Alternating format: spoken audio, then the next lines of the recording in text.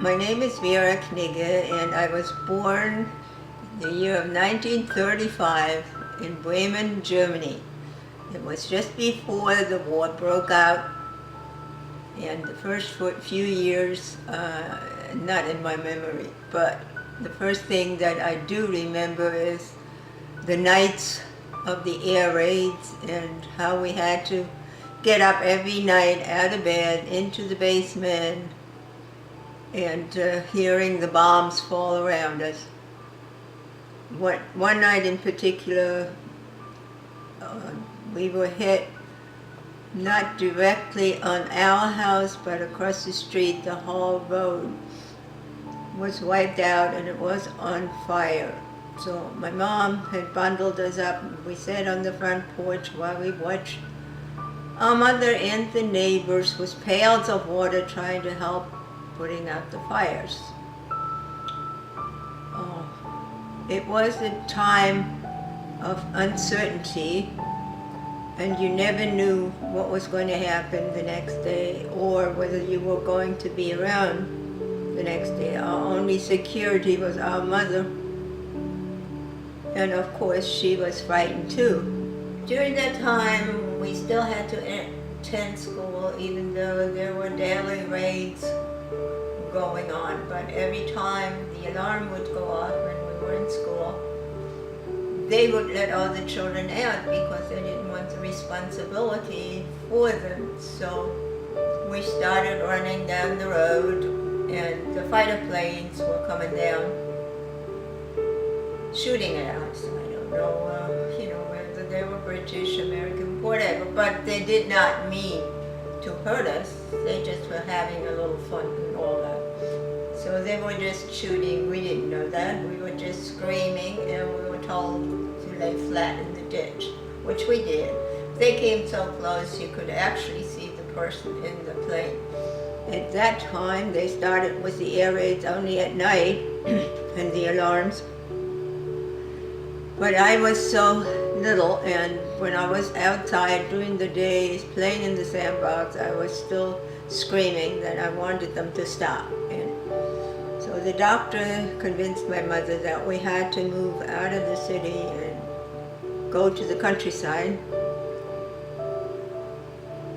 where at that time it was not being attacked. When I was in school, I moved 14 times during the first 4 years, so we never were anywhere at home anymore. When we lived in Delmenhorst at the barracks, we had neighbors that we didn't know very well, but it was, barracks, so there was one next to the other. And there were also, the walls were thin, you could hear through them. And the cars, like I explained before, Hitler sent the cars around to see that you didn't listen to the wrong stations.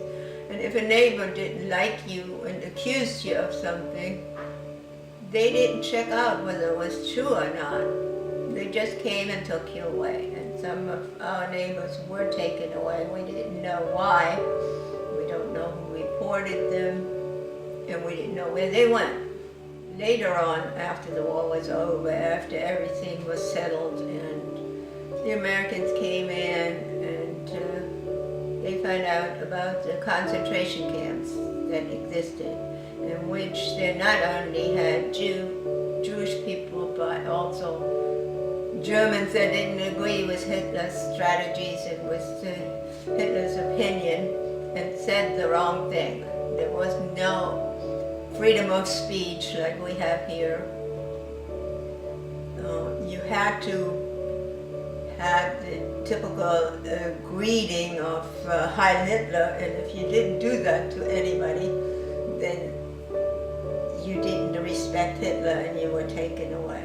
We were very close with my grandmother and my grandfather on my mother's side, because we lived together in one house. It was a pretty good sized big house, and we lived as a family. But even during the war, when they had to evacuate and go to France. We followed the war. There was no way to buy stuff. We were given tickets, forms to buy. You could only buy one pair of shoes per year for each person.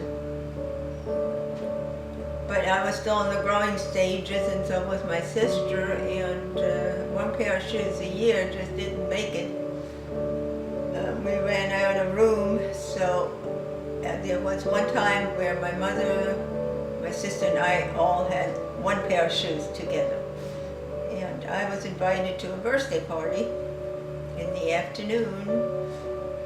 And when my mother said, "Oh, I have a party to go to tonight,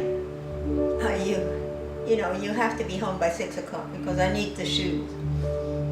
Okay, I said, I'll make it, whatever I have to do. So I went to the party, we had a good time. Then came the time to cut the cake, and the hostess says, "Okay, everybody in for the cake and stuff." And I said, "I gotta go home now." And she says, "How can you go home just before the cake?" And I said, "Oh, I have to go home now because my mother needs the shoes." So anyway, that became a big joke in the village because everybody heard about it. And it was a fun story. When we lived near Hanover in Isernhagen, where we built after the war, it came to a time where it was my mother's birthday, and my brother was just 2 or 3 years old, no older than that, and he was not allowed to go any further than the next door neighbor. Our next door neighbor was a shoemaker, so he says, "I got to get her a present. I don't know what to do." He took his little piggy bank.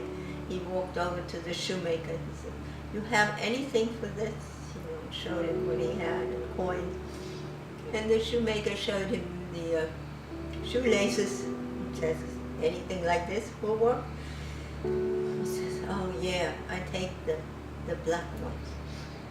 And he took them home, and he was so proud of himself and gave them to my mother as a birthday present. Sometimes I get flashbacks, and the worst thing actually is the alarms. The sirens going off. We don't have anything like it in this country that has the same sound, but when they have a movie on, a World War II movie, I cannot watch it. I cannot. The first siren I hear, I go into a panic. So I always have to turn that on. If there's nothing else that you can take away from this story, it would be the fact that people are people, and everyone has responsibilities. They all have to love each other, and it really doesn't matter what color, what creed you are, as long as you want to work for it, you deserve what you work for. And you should respect and love each other.